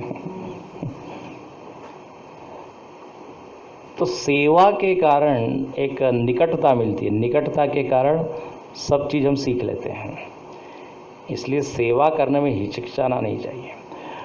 हाँ, जो एक बार मतलब गुरु के प्रति समर्पित हो जाते हो तो मौका देखते कि कब हमको गुरु कुछ कहे और हम लेके आए। जैसे हनुमान चालीसा में आता है, राम काज करिबे को आतुर। हनुमान जी आतुर है कि बस आप बताएं और हम जाएं। और जब लक्ष्मण जी को जब वो लगी है क्या शक्ति बाण मेघनाथ ने मारा है, लक्ष्मण जी मूर्छित हो गए। अब क्या करें, डॉक्टर को लाना पड़ेगा। डॉक्टर कहाँ है? लंका में, युद्ध लंका में चल रहा है। हनुमान जी जो है तुरंत गए, उठा के लेके आ गए। किसको? सुषेण वैद्य को। अच्छा, और अकेले नहीं, वो किसको लेके आ गए? घर को। कल बताया था क्या आपको? यहाँ नहीं बताया, अभी कहीं तो भी चर्चा हो रही थी। घर सहित लेके आ गए सुषेण वैद्य को। बोले क्यों? बोले वो डॉक्टर आ जाए और कभी कहें अरे वो स्टेथोस्कोप तो वहीं रह गया या वो दवाई तो, ऐसा कुछ ना हो जाए, इसलिए घर सहित। और बोले रावण को जब मालूम पड़ेगा कि सुषेण वैद्य इधर गया है तो उसके घर में वो जाएगा। अब रावण को घर ही नहीं मिलेगा तो फिर क्या है ऐसी बड़ी भाव है। तो हनुमान जी को वो सुषेण वैद्य कहता है जल्दी से जल्दी आपको दवाई लेके आनी है। सुबह होने के पहले, मैंने कहानी जानते हैं आप, हनुमान जी कहते हैं अब भी जाता हूँ, अभी आता हूँ। हनुमान जी मन की गति से चलते हैं ना, जेट स्पीड जैसी होती है ना, जेट। मनोजवम मारुततुल्य वेगम, मन की गति से भरे उड्डाना।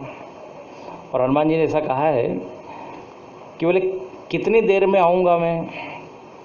तो उन्होंने एक उदाहरण दिया। बोले गरम गरम तेल में यदि आप राई डालो तो कितनी देर लगेगी उसको फूटने में? अब ये उदाहरण उसी को समझ में आएगा जो किचन में गया है बोले हमने तो कभी तेल गरम नहीं किया होता है। एक बार एक पत्नी ने पति को कहा कि इस बार मेरे बर्थडे पे आप ऐसे जगह हमको ले जाइए जहां हम कभी गए नहीं हैं। पति ने कहा ठीक है चलो, किचन में ले जाता हूँ।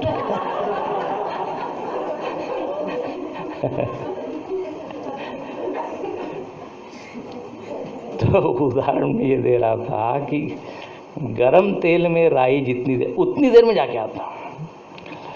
इसको कहते हैं सेवा के लिए बिल्कुल एक पैर पे तैयार रहना। ये नहीं अरे बाप रे इतने दूर हिमालय में जाना है, सोचता हूँ देखें। सेवक को तत्पर होना चाहिए। लक्ष्मण जी को जब मालूम पड़ा कि राम जी को जंगल में जाना है, तुरंत तैयार हो गए, बोले हम भी चलेंगे। और उनकी माता जी से मिलने में थोड़ा हिचक रहे हैं, बोले माता जी कहीं रोक दे तो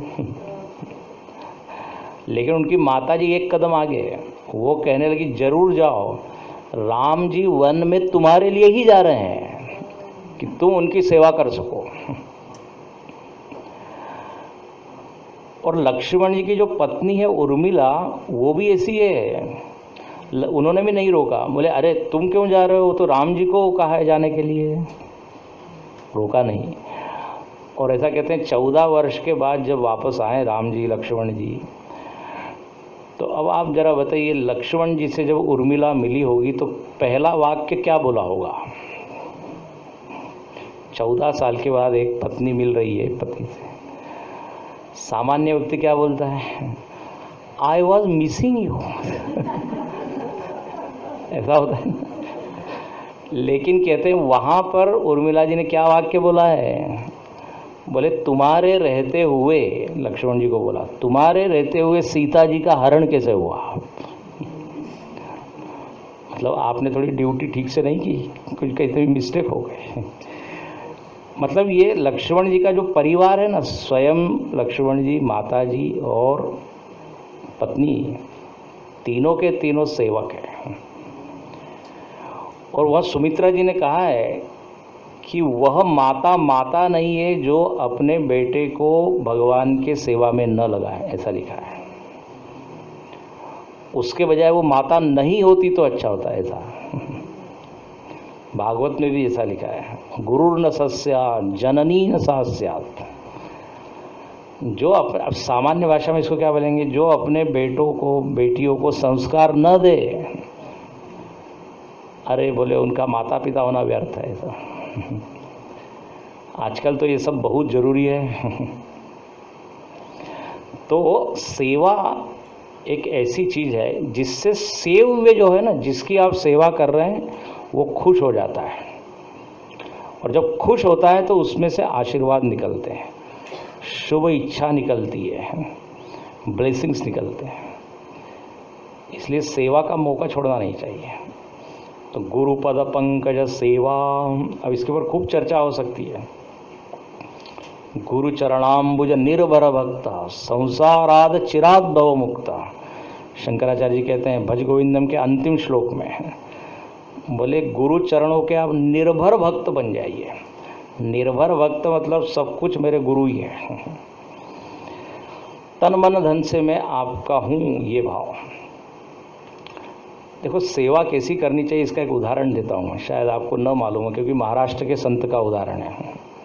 समर्थ रामदास स्वामी, कल मैं बता रहा था ना, शिवाजी के गुरु, उनके एक शिष्य हुए कल्याण स्वामी, और वो बहुत सेवाभावी, बुद्धि उतनी नहीं थी, सेवा खूब, उनके जैसा कोई सेवा नहीं है, जो कुछ कहे वो करते थे।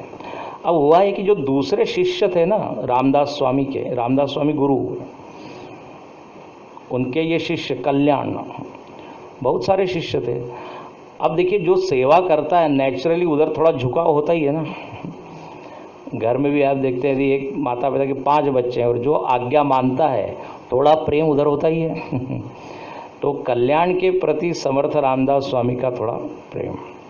अब सारे शिष्यों को लग रहा है ये थोड़े से पार्शल है, थोड़े से, अब कोई बोलता नहीं था, लेकिन तो स्वामी जी समझ गए कि लोग शिष्यों के मन में ही आ गया है। बोले इनको बताना पड़ेगा कि कितना बड़ा सेवक है वो।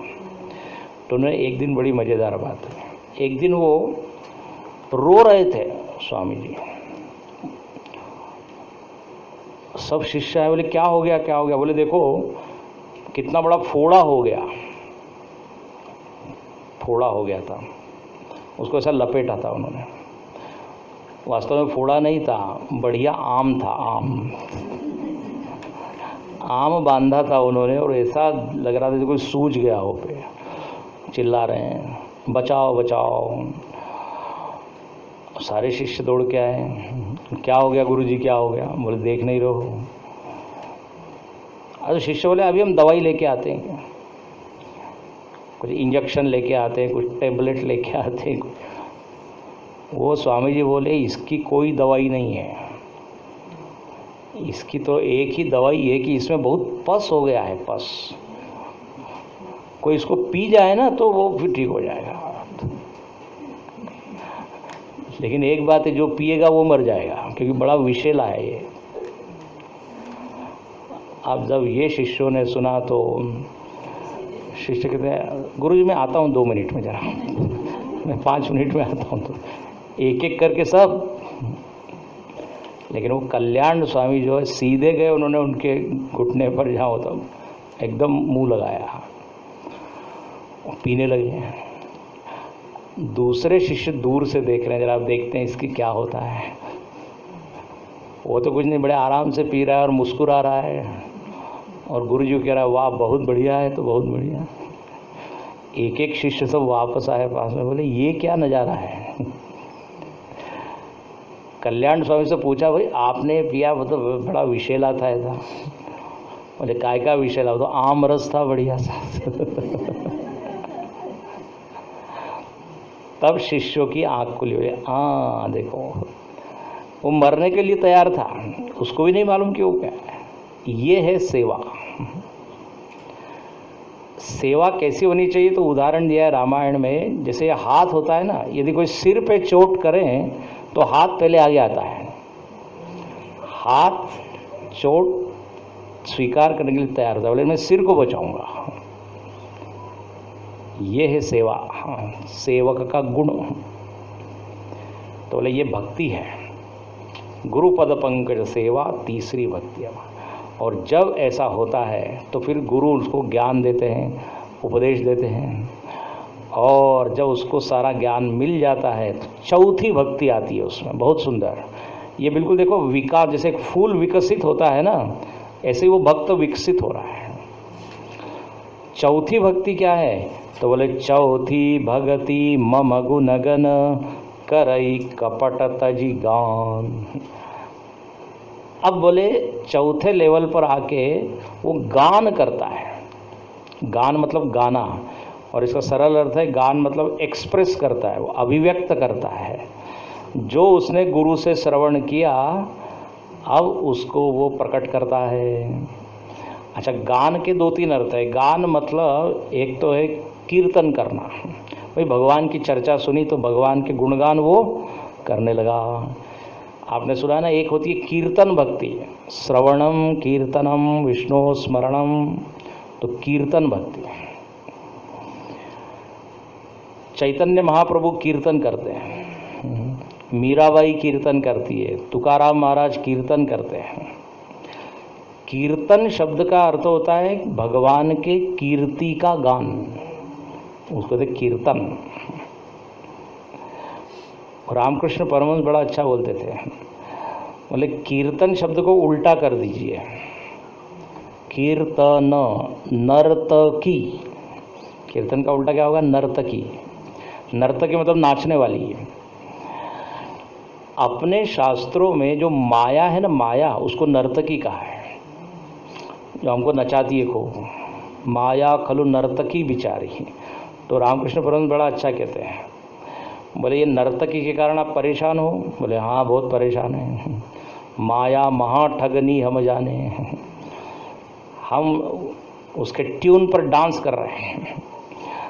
तो उन्होंने कहा यदि आप कीर्तन करोगे ना, ये नर्तकी चुप हो जाएगी। नर्तकी को शांत करना है, मतलब माया से परे जाना है, तो यू स्टार्ट डूइंग कीर्तन। श्रीमद् भागवत में बड़ा अच्छा वर्णन है। सुखदेव महाराज जो है वो कीर्तन कर रहे हैं, भागवत कर रहे हैं,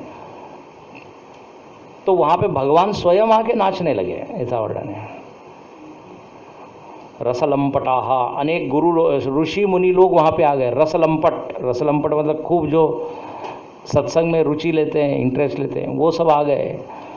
कोई वो मंजीरा बजा रहा है, कोई ताली बजा रहा है, भगवान वहाँ नाचने लगे। और ये सत्य घटना है। नामदेव महाराज का तो नाम आपने सुना होगा, ग्रंथ साहब में भी नामदेव जी के अनेक भजन हैं। तो मराठी में एक पद है कि नामदेव कीर्तन करे प्रेम भर नाचे पांडुरंग।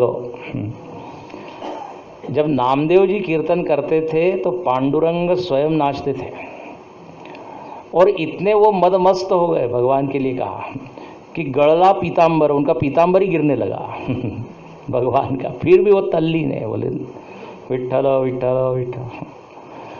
तो कीर्तन में इतना बल है कि हमको वो ट्रांसपोर्ट कर देते हैं, ट्रांसेंड कर देते हैं, अंग्रेजी में शब्द है ना। रामकृष्ण परमहंस, देखिए स्वामी विवेकानंद जी जब गाते थे तो भाव समाधि में चले जाते थे। स्वामी विवेकानंद जी गाते थे। आज भी यदि आप वहाँ चले जाए, कलकत्ता में विवेकानंद जी का कमरा है, उसमें तानपुरा रखा हुआ है। तानपुरा मतलब तंबूरा।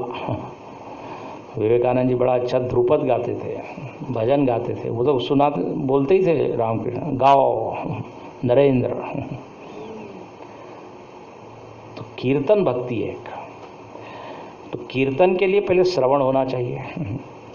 भाई भगवान के गुणगान गाना है, भगवान का भजन गाना है, तो भगवान कौन है पहले मालूम तो होने चाहिए। तुकाराम महाराज ने लगभग 4000 ये लिखे हैं भजन, उसको कहते हैं अभंग। मीराबाई ने मालूम नहीं कितने लिखे। तुलसीदास जी ने विनय पत्रिका नाम का एक पुस्तक लिखे, 250 से ज़्यादा उसमें पद है। तो इसको कहते हैं करई कपट तजी गान, गान करना। तो गान मतलब कीर्तन। दूसरा अर्थ है गान मतलब प्रवचन, जो हमने सुना है उसको व्यक्त किया है।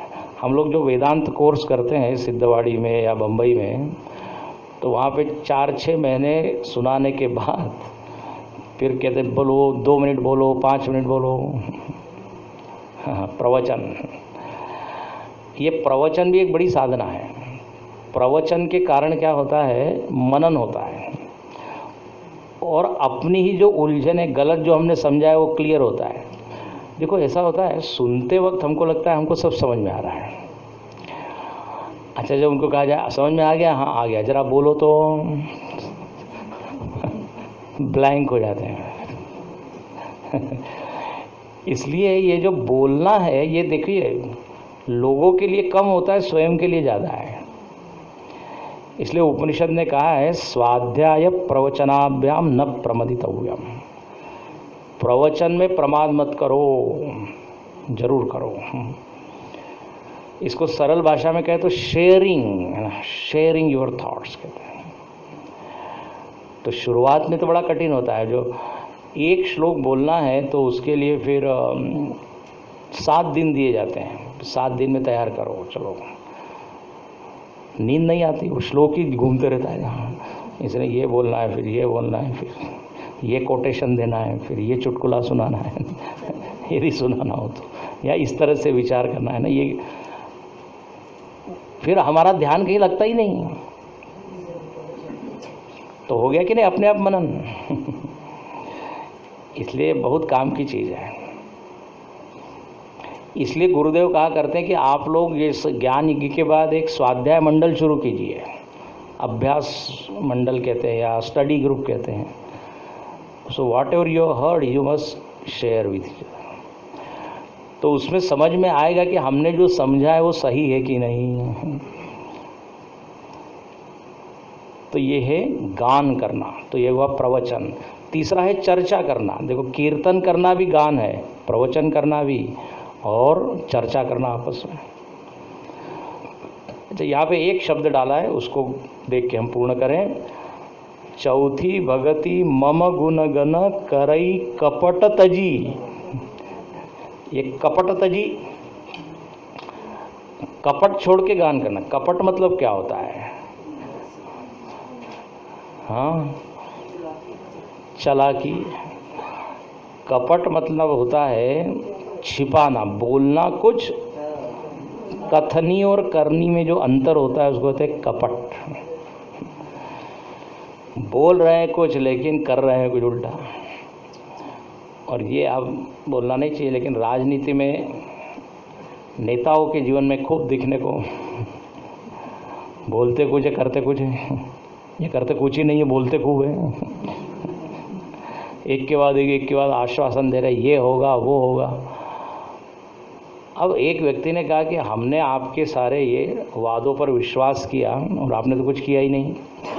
तो वो नेता क्या कहता है, बोले मैं जो आश्वासन देता हूँ उस पर मेरे कोई विश्वास नहीं होता, आप कैसे विश्वास कर लेते?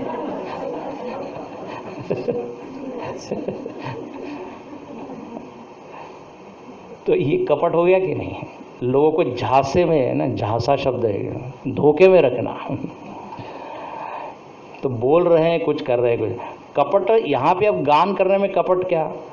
अब प्रवचन कर रहे हैं, प्रवचन का प्रयोजन कुछ और ही है। भक्ति बढ़े, ज्ञान स्पष्ट हो, ये नहीं, बल्कि हमारे बहुत सारे शिष्य बन जाए, हमको प्रसिद्धि मिले। अब ये गलत प्रयोजन है। अच्छा, और जो सत्य है वो न बता के ऐसी चीज़ बताना जिससे उसको खुद का लाभ हो, ये कपट है। अब आजकल ये बहुत होता है।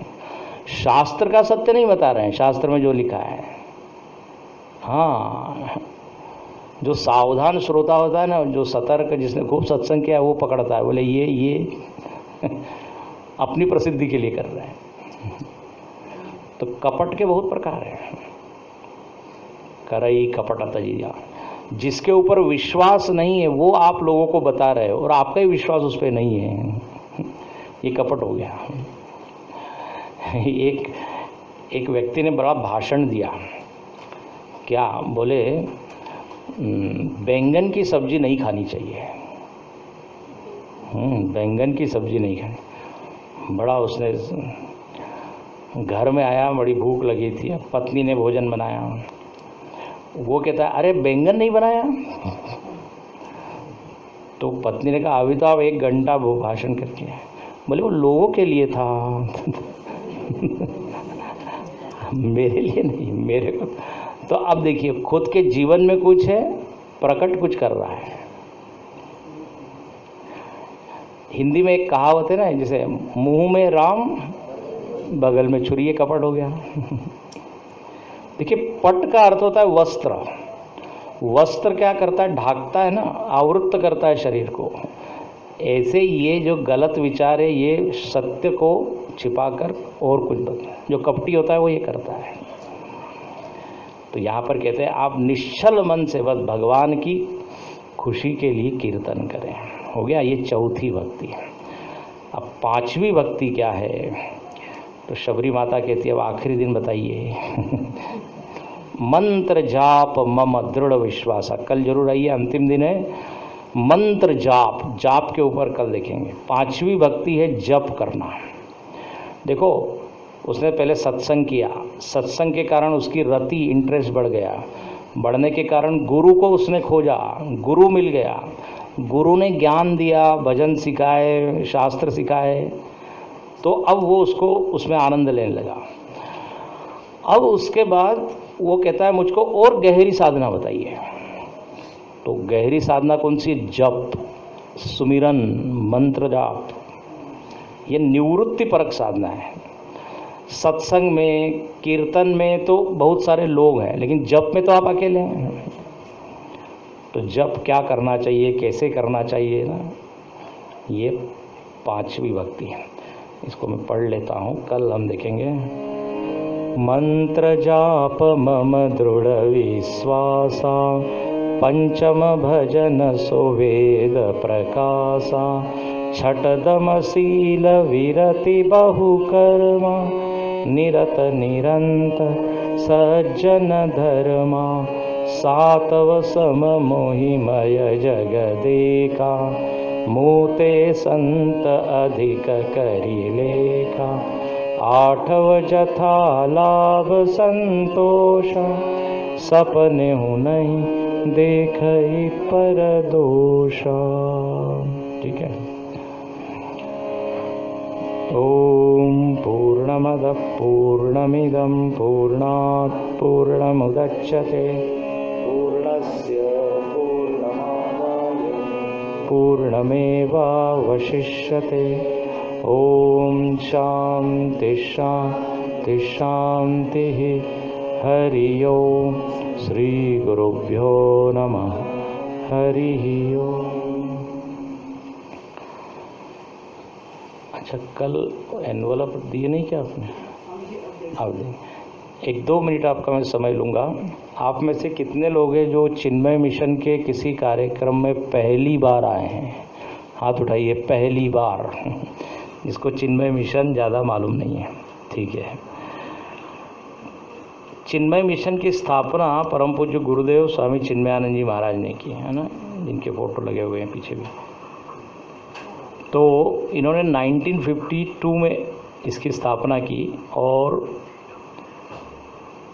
आज लगभग 250 या 250 केंद्र अपने पूरे भारत में हैं। और इसके अलावा लगभग 28 देशों में चिन्मय मिशन के आश्रम हैं।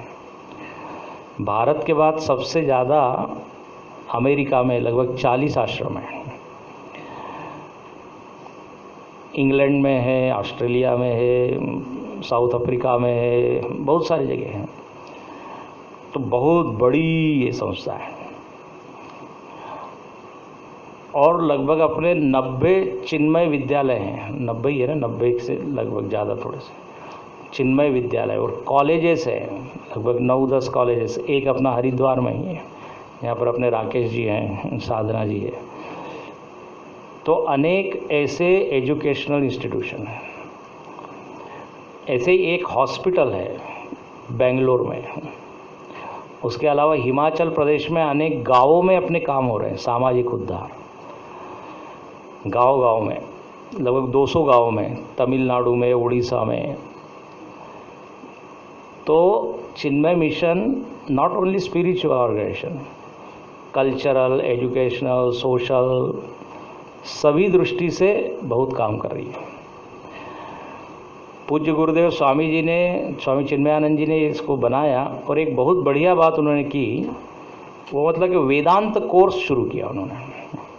बोले मेरे जाने के बाद भी ये ज्ञान की धारा चलनी चाहिए, इसलिए उन्होंने स्वामी जी लोगों को, स्वामिनियों को तैयार किया। 2-2.5 वर्ष का वेदांत कोर्स सिद्धवाड़ी में होता है। आप में से सिद्धवाड़ी कितने लोग गए हैं? काफ़ी लोग गए हैं। तो वहाँ हिंदी में होता है, पवई में, बम्बई में अंग्रेजी में होता है। तो ऐसे अलग अलग बैचेस निकलते। जो लोग यंग है, young graduates, bachelors, they can come. और 2 साल बहुत बढ़िया, सुबह से शाम तक, सुबह मेडिटेशन, फिर संस्कृत, फिर वैदिक चैंटिंग, फिर उपनिषद, फिर शाम को भजन, ऐसा पूरा डेली का एक शेड्यूल होता है। गीता, रामायण, उपनिषद सब पढ़ाए जाते हैं। और जब वो तैयार हो जाते हैं तो उनको फिर अलग अलग शहरों में अपॉइंट किया जाता है, फिर वहाँ के वो सेंटर को देखते हैं। अब जैसे चंडीगढ़ में तो अभी यहाँ कोई नहीं है, लेकिन पंचकुला में अपनी ये है कालिंदी जी, वो वहाँ पे देख रही है। ऐसे अलग अलग है। लगभग 250 से ज़्यादा ऐसे आचार्य, उनको कहते हैं स्वामी, स्वामिनी, ब्रह्मचारी, ब्रह्मचारिणी। महाराष्ट्र में अनेक केंद्र हैं। महाराष्ट्र में सबसे बड़ा आश्रम है, लेटेस्ट, नया एकदम, चिन्मय विभूति उसको कहते हैं। पुणे से लगभग 35 किलोमीटर दूर कोलवन करके गांव है, वहाँ है। लगभग 65 एकड़ में है, and 1000 people can stay there. बहुत बड़ा ऑडिटोरियम है, और गुरुदेव का पूरा लाइफ उसमें दिखाया गया है, चिन्मय जीवन दर्शन, बहुत ही अच्छा है। तो ऐसे अनेक आश्रम है। सिद्धवाड़ी का तो है ही, फिर कोल्हापुर में है, फिर साउथ इंडिया में जहाँ भगवान शंकराचार्य जी की माता जी का घर, आदि शंकराचार्य जी, उनके माता जी का घर जो है, वहाँ पे अपना आश्रम है। और वहाँ पर ही अभी एक चिन्मय यूनिवर्सिटी वो बनने जा रही है, उसी के पास में, उसका भी काफ़ी काम चल रहा है। तो इतने सारे ये सब प्रकल्प है, प्रोजेक्ट्स हैं। हर चीज़ के लिए 3 चीज़ लगती है, हर प्रोजेक्ट के लिए, तन, मन, धन, है कि नहीं? शरीर से कोई सेवा करने वाले हो, अभी हमने बताई इतनी सेवा की बात, फिर मन हो, और तीसरी है धन, धन के बिना होता नहीं। तो गुरुदेव ने कैसे किया? उनके पास तो कुछ भी नहीं था, तो वो ज्ञान यज्ञ करते थे और आखिरी दिन अपील करते थे कि अब इतना ये सब काम है, तो आप इसमें ज़रूर सहयोग कीजिए। और ऐसे ही उन्होंने एकत्रित करके इतना ये बड़ा बनाया। उसको वो कहते थे गुरु दक्षिणा। गुरु दक्षिणा मतलब वो ये नहीं कहते कि मैं गुरु हूँ। गुरु दक्षिणा मतलब अभी तक जितने ऋषि मुनि जो लोग हुए वो सब गुरु हैं, उनके प्रति हम ये दे रहे हैं। वो खुद कहते थे कि ये मेरा नॉलेज नहीं है, ये तो परंपरा से जो मिला है वही मैं आपको दे रहा हूँ। और हम लोग देखिए ऋणी हो जाते हैं, जब ज्ञान लेते हैं और देते नहीं है कुछ, तो सिर पे कर्जा होता है। 3 प्रकार के ऋण बताए हैं, देव ऋण, पितृ ऋण, ऋषि ऋण। ये ऋषि ऋण है। तो उन्होंने ये अपील की, बड़ी विनम्र अपील, बोले इसमें आप ज़रूर कुछ दीजिए। इसमें संस्था का तो कल्याण होगा ही, लेकिन उससे ज़्यादा आपका कल्याण होगा। दान जब आप देते हो तो उसमें दानी का कल्याण होता है ना, इसलिए तो लोग दान करते हैं। तो ज़रूर ये आप कीजिए जितनी शक्ति हो। और कहते हैं कि दान देने से कभी धन कम नहीं होता, बढ़ता ही है। लक्ष्मी जी और खुश होती है। लक्ष्मी जी की 3 गतियाँ बताइए। दानम, भोगः, नाशः। हम भी नहीं एंजॉय करेंगे, दूसरे को भी नहीं देंगे, वो नष्ट हो जाता है। या दूसरा क्या, हम ऐसे ही भोग करके वो जस्ट वेस्ट दैट। और तीसरा, लक्ष्मी जी कहती है आप दान के द्वारा यदि मैं चलूँ तो आपका पैसे की शुद्धि हो जाती है, द्रव्य शुद्धि होती है दान से। जैसे स्नान से शरीर की शुद्धि, तप से मन की शुद्धि, ऐसे ही दान से धन शुद्धि। जब हम धन कमाते हैं ना, उसमें कुछ न कुछ अशुद्धि आ जाती है। तो इसलिए ये गीता में भी भगवान बार बार कहते हैं यज्ञ, दान और तप ये करना चाहिए। और भगवान की कृपा है, अपनी शक्ति है तो जरूर कीजिए। उस दिन मैं कह रहा था ना, कई लोगों की शक्ति होती है लेकिन मन नहीं होता, मन छोटा है, धन खूब है लेकिन मन छोटा है। कई लोगों का मन बड़ा है लेकिन उतनी सामर्थ्य नहीं है। तो जिसके पास दोनों हो, समझ लीजिए बड़ी कृपा है। तो इसमें ज़रूर आप कीजिए, यदि आपको लगता हो कि इससे लाभ, नहीं तो उसमें कोई ज़बरदस्ती नहीं है, बट अपने ही लाभ की बात है। तो आपको एक एनवलप दिया जाएगा, उसमें आप अपना नाम, पता इत्यादि लिख दीजिए। हम बोले नाम पता क्यों, तो फिर रिसीट वगैरह दे सकते हैं। किसी को ATG चाहिए तो वो दे सकते हैं यदि चाहिए तो। और सबसे बड़ी बात, आपका नाम हम नोट कर लेंगे। बोले क्यों नोट करोगे? आगे की कोई प्रोग्राम होंगे तो आपको हम इन्फॉर्म कर सकते हैं, ठीक है। तो जाते समय आप ले जाइए और लीजिए। अब देखो, अपना यूनिवर्सिटी का एक बहुत बड़ा प्रोजेक्ट अभी है। यूनिवर्सिटी बनाना मतलब ह्यूज, 100 करोड़ चाहिए उसमें। तो वी नीड लॉट ऑफ ये भी, तो उसमें आप देखिए जितना कर सकें, ठीक है।